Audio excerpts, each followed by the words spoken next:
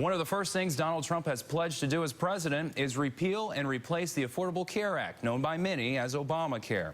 It's something Republicans in Washington have tried to overturn without success for years. Tonight, CBS North Carolina's Michael Hyland talked with a Durham couple who would be directly affected if Trump follows through on his campaign promise. As David Tedrow and his wife Mary get dinner ready, he remembers a time when he wasn't sure he'd be around to share in a moment like this. So my life was saved by the Affordable Care Act. He takes 36 pills a day, including this one that would cost about $6 grand a month out of pocket. It all stems from when he was diagnosed with non-alcoholic cirrhosis of the liver.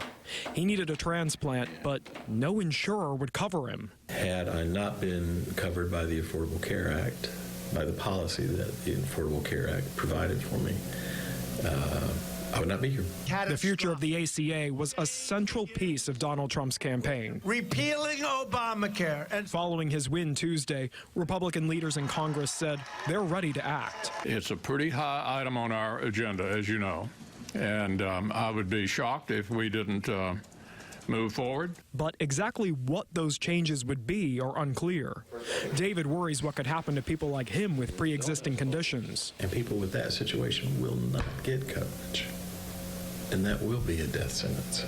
Rising costs under the ACA have angered a lot of customers and emboldened its opponents. Just before the election, the Obama administration announced premiums would go up an average of 25% next year.